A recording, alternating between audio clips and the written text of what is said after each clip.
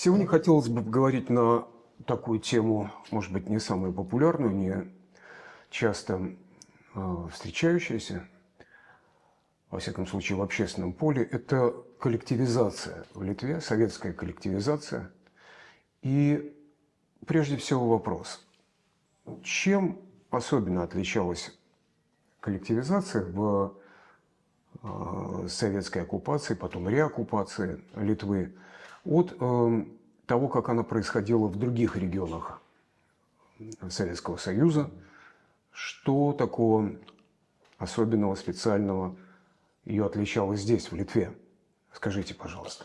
По сути, коллективизация, как само явление, скажем, как процесс, по сути, это одно и то же, что коллективизация в Российской Федерации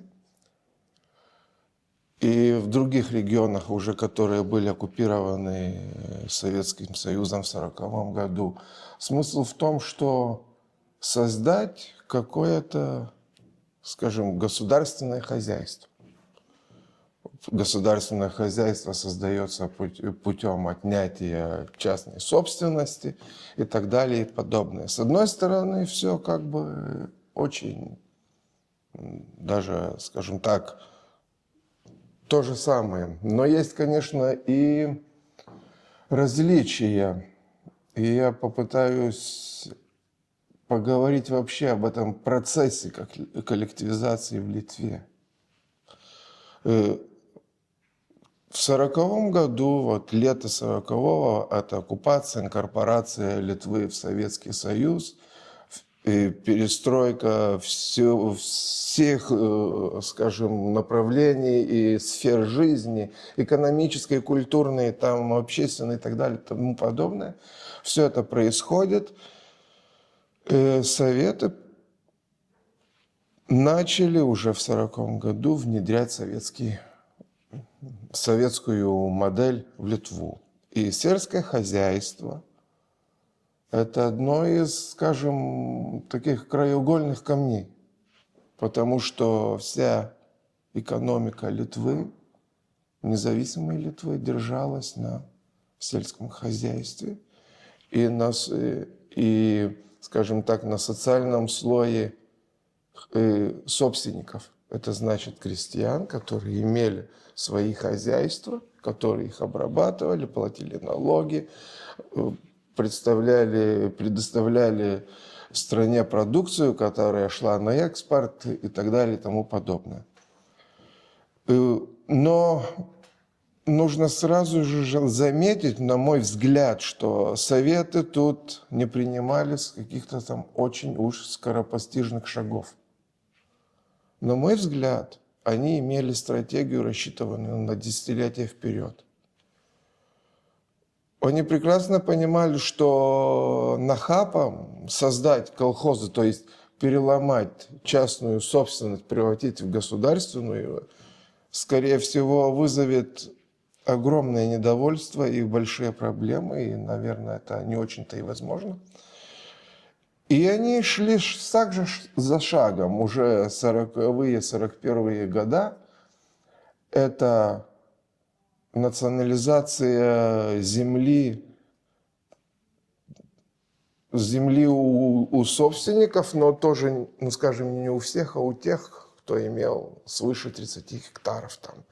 Это была ориентация, мол, смотрите, мы национализируем землю у помещиков. У крупных Крупных землевладельцев. землевладельцев. Вот. А вы, товарищи крестьяне, ну вот вы просто вот, это вас не коснется. Мы вот как-то тут так. И это шло шаг за шагом. Конечно, война с Германией, нацистская оккупация, все это приостановила.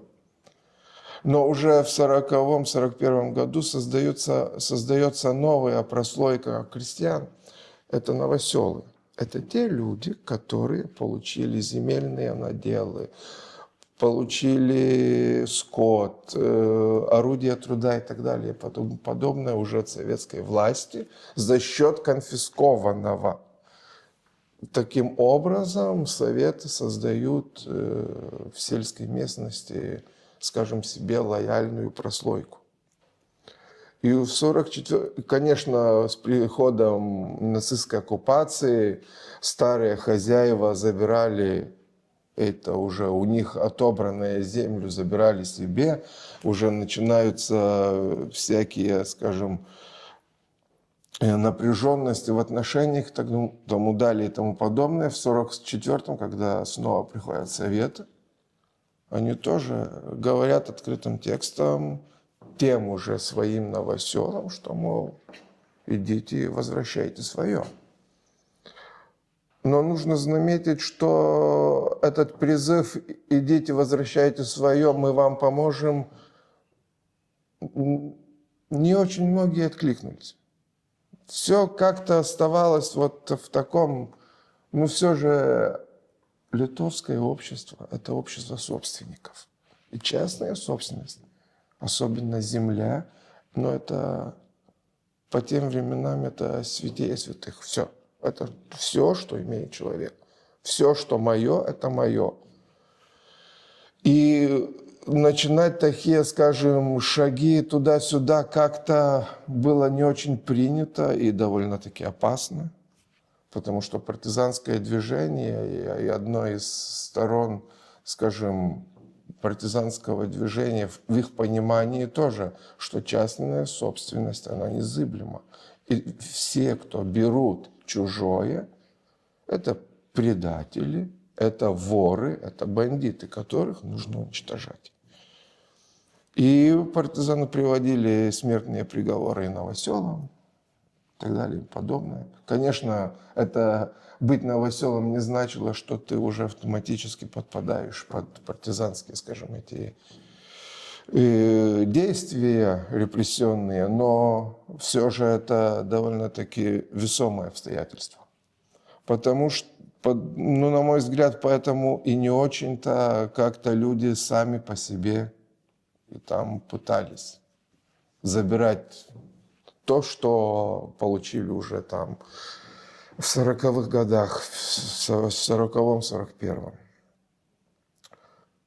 Тоже нужно сказать, что после начала рекупации, это 44-й, 45-й год, сплошной коллективизации в Литве не происходит. Есть разговоры, планы, что вот создаются там какие-то коллективные хозяйства, создаются какие-то там, скажем, государственные всякие такое, где кто-то коллективно что-то делает, но чтобы повально, это еще нет. Потому что явно нет базы, желающих нет, ничего нет. И это привело бы к очень большим напряженностям, скажем, вообще во всей этой социальной жизни. И люди облагались налогами. Налоги впрямую зависели от количества земли. Чем больше земли, тем больше налогов. Там это, скажем, часть земли, которая была, ну, как бы, скажем, как основа, там она все меньше, там, скажем, год от года там уменьшалась, там, чтобы тебя признали кулацким хозяйством, там, сначала это, мне кажется, где-то 35 или сколько гектар. Потом уже это до 20, потом до 25. Все это облагается налогами. За неуплату налогов уголовная ответственность. Несколько годов лишения свободы. И налоги тоже довольно-таки большие. И выплатить их людям было трудно. Начинаются различные, скажем так, попытки уйти от этих налогов, от господставок, потому что господставки снова связаны с количеством земли и так далее и тому подобное. И все это делается для того, чтобы хозяйственник, собственник понял, что, может быть, быть одному хорошо, но очень трудно. Может быть, Лучше вот как-то вот так, не то чтобы вступать в колхоз, но вот что-то как-то в этой ситуации нужно делать, чтобы сделать себе жизнь легче. Это одна сторона этой игры. Другая. И потому что нет базиса, на котором создавать колхозы, этот базис нужно создать. Создать его можно путем конфискации, национализации. И национализировались хозяйства семей партизанов, национализировалось хозяйство семей административных работников, которые служили в административном аппарате при немцах и так далее и тому подобное. Все это уже происходит с 1944-1945 годов. В то же время из этого национализированного, из той земли, которая переходит в ведение этого государственного фонда земли, выделяются уделы новоселам, то есть мелоземельным или безземельным крестьянам, им дают там по несколько гектаров, им снова дают скот, орудия производства и так далее и тому подобное. Все это то, что началось в 1940 году, продолжается. Такое дело шло до 8-9 годов. 1948 год – это большие депортации, когда в отдаленные районы Советского Союза депортировали членов семей и семьи партизанов, и их хозяйства конфисковались и переходили в ведение государства. 1949 год – это тоже огромная, очень большая депортация так называемых кулаков. Снова все, что было нажито этими людьми, было взято, конфисковано. И это стало основой колхозов. То есть 1948-1949 год, когда государство получает огромные, по литовским мерам, да,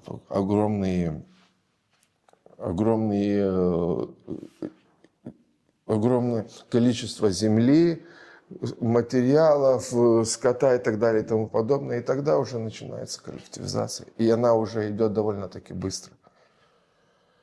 Было ли это принудительно или там уже люди сами решали, что может быть так и лучше?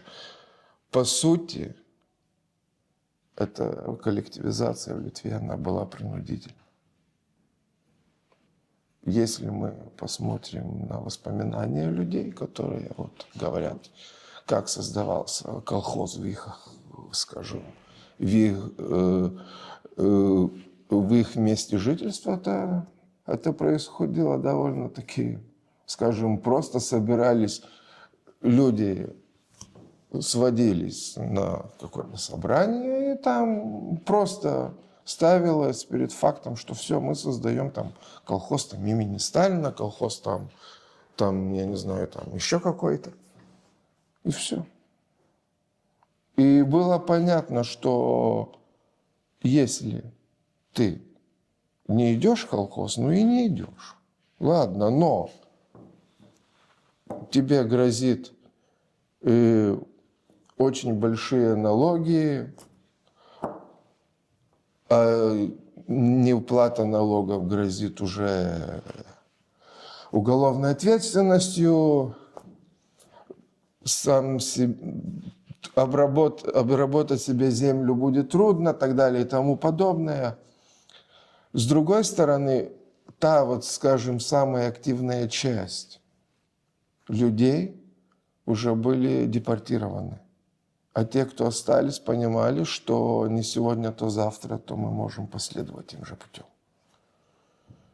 И это уже, более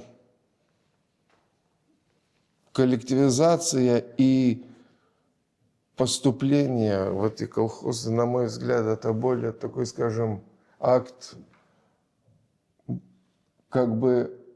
приспособления к этой власти, Вынужденного приспособления, Да, видимо. это вынужденное приспособление, потому что люди, они видели, что, скажем, произошло с соседом. Вот был сосед, жил сосед, и вот в майским утром все, погрузили, увезли. Ну, и другой сосед может и подумать, что, а может быть, лучше я уж как-нибудь. Конечно, там множество снова махинаций, всяких там подмена, там эти трудодни, кто-то идет работать, кто-то не идет. Ну, там это уже, скажем, уже просто то, что получилось в первые годы коллективизации, но по сути, да, она принудительна. Есть воспоминания, как люди ложатся под трактора, когда колхозные трактора, там бригада приезжает вспахивать его землю, которая, скажем, уже колхозная, он там ложится, говорит, нет, через мой труп. Ну, просто оттащили человека, вспахали, а ты, ну что, было твое, стало общим. Все. Те, кто осуществлял эту коллективизацию, вот, например, бригада приехала на тракторах, это кто были люди? Из города, из той же деревни или ближайших хуторов, свои местные? По сути, местные. По сути, местные, потому что тоже мы должны понимать, что для некоторой части литовского общества те все преобразования, которые проводили Советы, это был билет в жизнь для некоторых. И некоторые полностью идейно и по всем, скажем, по своим понятиям и пониманиям, они приняли это и говорили, мы создаем что-то хорошее. Это то, что называется социальный лифт. Да, ведь Да, тоже... это просто вот некоторым это было так. Вот мой отец всю жизнь горбатился на чужого дядю, а тут я уже могу вдохнуть полной грудью, потому что вот мне, вот советская власть мне дала, ну и что у тебя отняла, а у тебя и так много. И это тоже вот есть вот то, что эти оккупации внесли в наше общество, вот эти напряжения огромные, очень сильные, вот эти узлы. Конечно, и тогда, и при, скажем, Литовской республике, это 18-й, там 40-е годы, из-за земли люди дрались, ходили по судам и так далее и тому подобное. Но это было, ну, скажем, это была частная жизнь. Вот соседи там, вот ты вспахал, а ты не вспахал, почему ты там сотку мою вспахал, это же мое и так далее. Это все было. Но то, что уже было при советах, это уже не то, что ты там вспахал мою сотку или не вспахал. Просто ты взял чужое. И эти пришли, отбирают то, что создавали мои отцы, деды. Они отбирают там. Снова люди видели, что творится в этих, скажем, колхозных там фермах и так далее, и тому подобное, в каком состоянии скот там и все такое. Видели все эти махинации. Для них это было страшнее страшного. Потерять все свое из хозяйственника, из собственника, живущего собственным трудом, превратиться в колхозника за трудодни, за что-то еще. Но это было для многих, это было.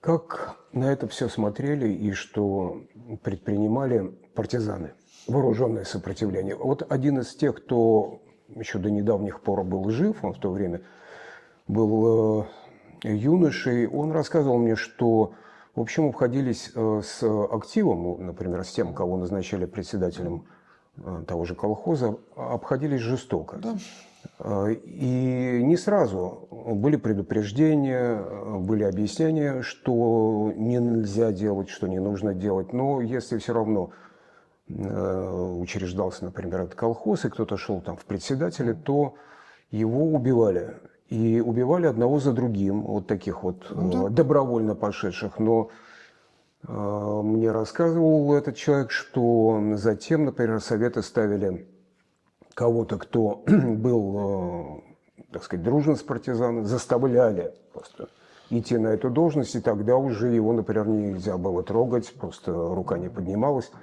В общем, вот это вот была такая кровавая, в общем, жесточайшая манипуляция советская.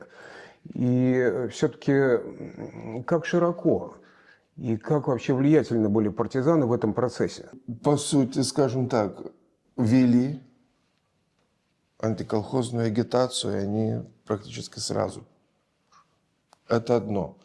Другое, что когда уже было ясно, что колхозы начинают создаваться, это уже тоже 48-9 года, да, выносили смертные приговоры самым ярым активистам колхоза, председателям. И не обязательно председателям, просто людям, которые очень активно занимались этим создательным этим процессом, выносили смертные приговоры. Да, но я бы уточнил, что вот этот вот, он недавно ушел из жизни, уже очень старый был. Вот, он говорил, что это совсем не сразу происходило. То есть сначала все-таки вели объяснения, вели работу. Да. Потому что, по сути, смертный приговор – это уже крайняя мера. До этого есть, скажем, такие типографические бланки предупреждения. Там, товарищ такой-то, такой-то, мы знаем, что ты занимаешься тем и тем. Там. Брось это дело, иначе смерть. Были, кто бросал. Были, кто просто игнорировал и говорил, ну и что тут? Были те, наверное, кто-то боялся, но продолжал, потому что боялся и власти. Потому что если ты отказываешься, значит, ты не с нами, а почему ты отказываешься? А значит, ты с партизанами, это что-то с чем-то там, как жить и как поступать. Люди были вынуждены принимать такие решения, которых мы даже не можем сейчас, понять. Да, по сути, партизаны это делали. Есть приказы там, партизанских командиров, там, штабов, там, что снова убивать председателей, расстреливать, да, председателей, выносятся эти приговоры, там, что-то сжигать, не вступать в колхозы и так далее и тому подобное. Но, по сути, этот процесс, который закрутили советы, его уже было невозможно остановить. Как и вообще советизацию края. Потому что, скажем, если 44-й, там, 45-й, 6-й годы партизаны выносили смертные приговоры и, скажем, администрации советской, низовой, там, председателей сельсоветов и так далее и тому подобное. Вынесли, привели в исполнение, поставили нового. Вынесли, поставили. Это катилось и катилось. Это невозможно было остановить. Но, вероятно, это делалось еще и в присутствии, и при поддержке НКВД, и пограничников. Конечно, это снова если такие вот воспоминания о создании колхоза. Приехали там из волости как местный актив, приехал из волости, как очень часто люди говорят, начальник НКВД, приехал из уезда какой-то партийный деятель, и они начинают объяснять, начинают угрожать.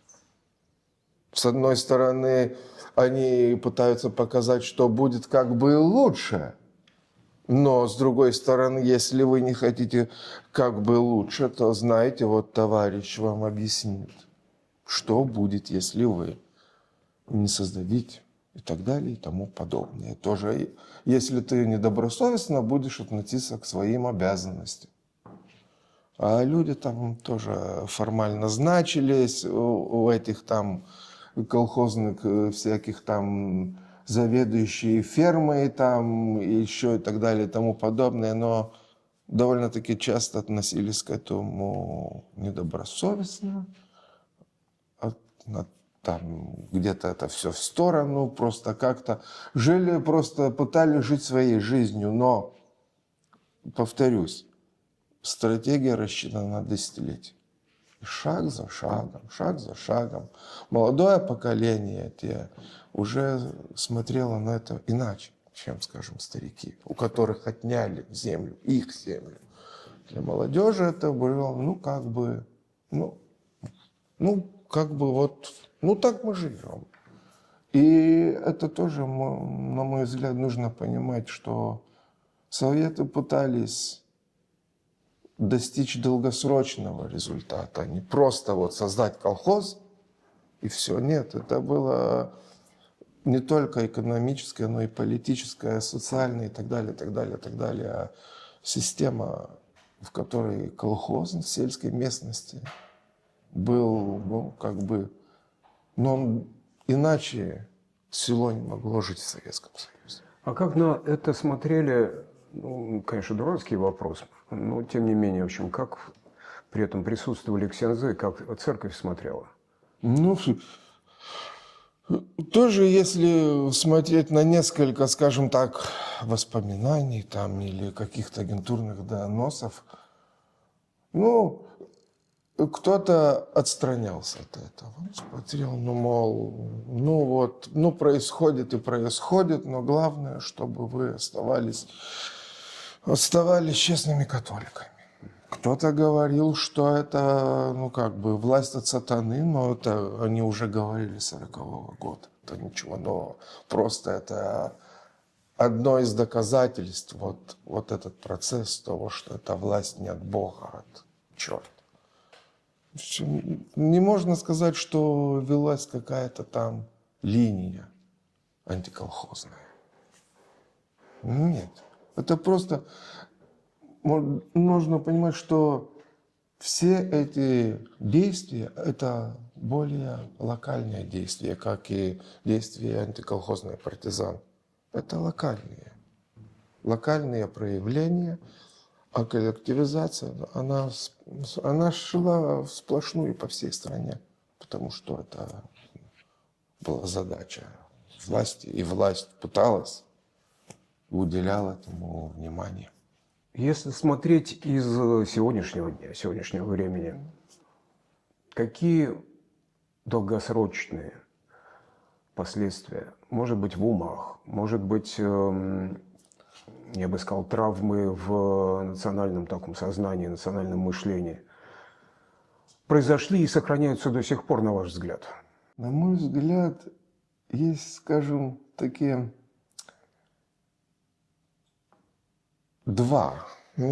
две точки, скажем. Одна точка, та, что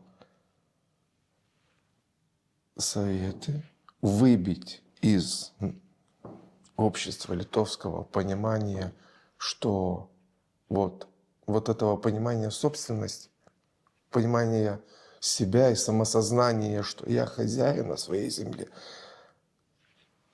им этого не удалось. Да, с одной стороны, люди приняли правила игры после увиденных репрессий, после всего давления, они поняли, что нужно приспосабливаться.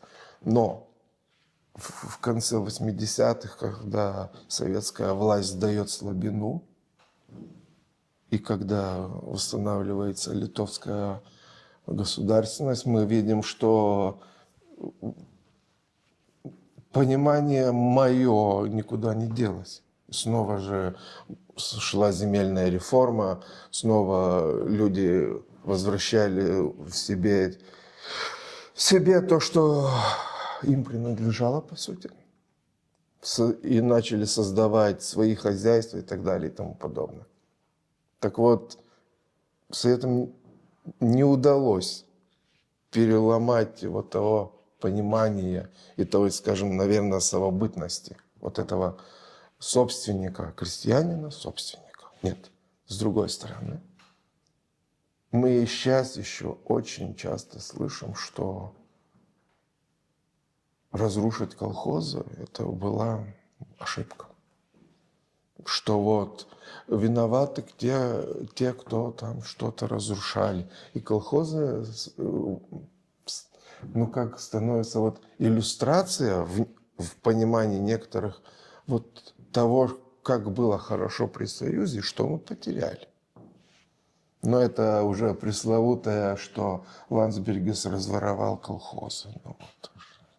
Это тоже довольно сидит. И это как бы понимаешь, что ну глупость. Но это где-то сидит. Это Сидит, прошу прощения, в головах чьих? Это старшее поколение, которое так или иначе, может быть, связано было с советской номенклатурой и воспитано в таких семьях номенклатурных, да, ну, в каком-то смысле привилегированных, да, вот. Или же иным способом это передается, эта инфекция? Мне кажется, передается. Потому что люди... Это доводилось слышать от людей, которые никак не связаны с этой верхушкой советской. Это просто люди, которые жили, работали. Но вот когда это заводится вот разговор, особенно вот в застолье, там где-то вот, разворовали. Почему? Вот был колхоз, было хорошо. А тут все, и тут вот распродали, растранжирили это. Но сейчас это уже уходит. Уходит. Просто уходит то поколение, которое там жило, работало, это видело. Молодому поколению оно видит уже другое. На мой взгляд, как-то так. Но что я уже не говорю о коллективизации, скажем, о вреде там всей экосистеме и так далее и тому подобное. Если кому интересно, можете прочитать такую новую книгу. Называется «Шиферов Биле». Это дело Шиферс. Ну, шиферное дело Влада Стреляцкас. Вот там он расписывает все это, там раскладывает по полкам. То, что коллективизация, что это такое и как она выглядит в Литве. Так, на мой взгляд, это просто это одна из ветвей советизации моей страны. Это одна из ветвей оккупационных действий. И цель была одна, чтобы превратить Литву, ну, скажем так, в типичную, литовское общество превратить в типичное советское общество. Но все.